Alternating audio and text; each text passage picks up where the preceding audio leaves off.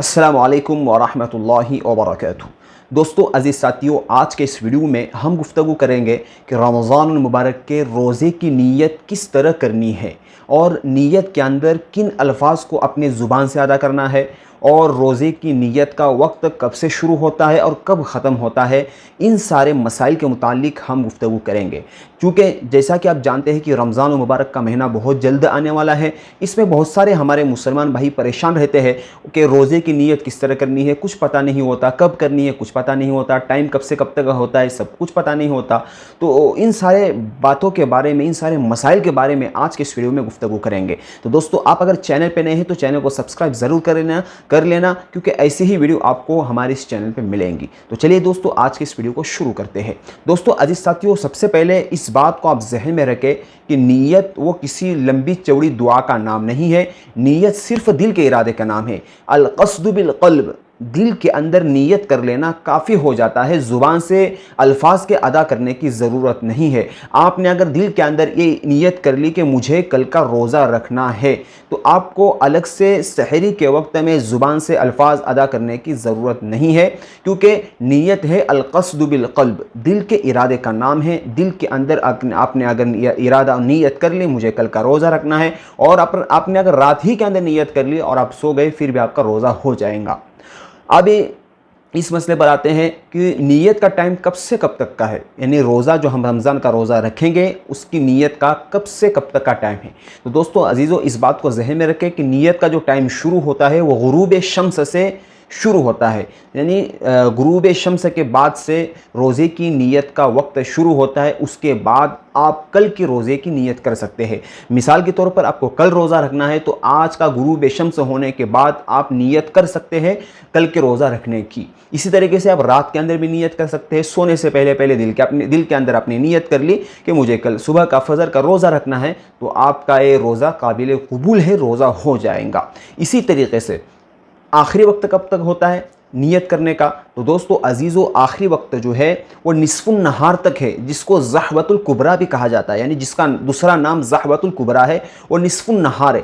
और एक बात याद रखिए कि निस्फुन नहार और ज़वाल इन दोनों के अंदर बहुत फ़र्क है, क्योंकि ज़वाल का निस्फुन नहार जो होता है वो ज़वाल से पहले पहले उसका वक्त होता है, उसके बाद ज़वाल का वक्त होता है। तो आपकी नियत करने का शुरू का वक्त कब है निस्फुन नहार तक, उस वक्त तक आप रोज़े की नियत कर सकते हैं। मिसाल के तौर पर कोई शख्स है, उसने रात में जो है वो सो गया और उसकी आंख नहीं खुली, वो सीधे 7 बजे 8 बजे उसकी आंख खुल गई। अब उसके जहन में आ गया, उसके दिल के अंदर इरादा हो गया कि मुझे रोज़ा रखना है, और उसने कुछ खाया पिया भी नहीं है और कोई ऐसा काम भी नहीं किया है जो रोज़े को तोड़ देता है। तो दोस्तों अगर उसने दिल के अंदर नियत कर ली, उसने इरादा कर लिया, तो उसका रोज़ा हो जाएगा। उसके बाद वो खाए ना पिए ना। लेकिन अगर किसी ने 7 बजे 8 बजे उठकर सहरी कर ली, वो समझ गया कि मुझे सहरी करना है और सहरी कर ली, तो उसका रोज़ा नहीं होगा। अगर बगैर सहरी के सीधे उसकी 8 बजे 10 बजे आँख खुलती है, यानी निस्फुन नहार से पहले पहले अगर उसकी आँख खुलती है और उस वक्त नियत कर लेता है, तो उसका रोज़ा हो जाएगा, बशर्ते कि उसके बाद वो कोई चीज़ ना खाए और ना पिए। तो दोस्तों ये हो गया शुरू से लेकर आखिर तक का रोज़े का टाइम। अब ये बात आती है कि जो बाज़ लोग कहते हैं कि सहरी के वक्त ज़ुबान से अल्फाज अदा करना भी ज़रूरी है। हालांकि ये बात बहुत ज़्यादा गलत है, क्योंकि ज़ुबान से जो हम दुआ अदा करते हैं इसका ना किताब और सुन्नत से कोई ताल्लुक़ नहीं है, ना ये मसनून है ना ये सुन्नत है, इसका कोई ताल्लुक़ नहीं। जैसा कि आमतौर पर ये अरबी के अंदर जो अल्फाज कहे जाते हैं, बिस्सौमिन गदिन नवैतु मिन शहर रमज़ान, ये दुआ आमतौर पर लोग कहते हैं और कहते हैं कि यही दुआ पढ़नी चाहिए वरना रोज़ा नहीं होता, यही नीयत करनी चाहिए वरना रोज़ा नहीं होता। और नीयत भी जो है वो सहरी के वक्त ही करनी है, उससे पहले रात में या उसके बाद अगर कोई नीयत करता है तो काबिल कबूल नहीं है। सहरी के वक्त ही नीयत करनी है। दोस्तों सहरी के वक्त नियत करना ज़रूरी नहीं समझना चाहिए। अगर रात में भी अगर कोई नियत कर लेता है वो भी काफ़ी हो जाती है, लेकिन सहरी चूँकि खाना बरकत है, अल्लाह के नबी सल्लल्लाहु अलैहि वसल्लम ने फरमाया सहरी खाया करो क्योंकि सहरी के अंदर बरकत है।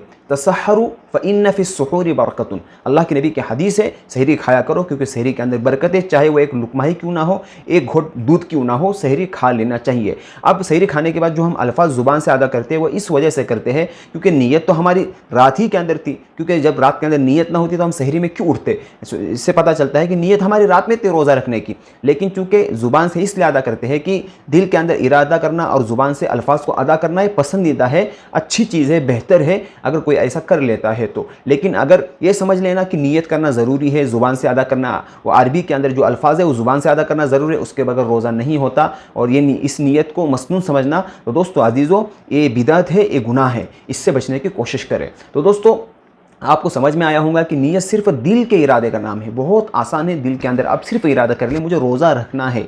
इसी तरीके से तरावी के अंदर भी आप 20 रकात के अंदर आपको अलग अलग नीयत करने की ज़रूरत नहीं है, हर 2 रकात के अंदर आपको नीयत करने की ज़रूरत नहीं है। आप पूरे 20 रकात की शुरू के अंदर ही नीयत कर सकते हो, और अगर चाहे तो हर इसमें भी कर सकते हो। लेकिन नीयत का जो मसला है बहुत आसान है, बहुत आम है।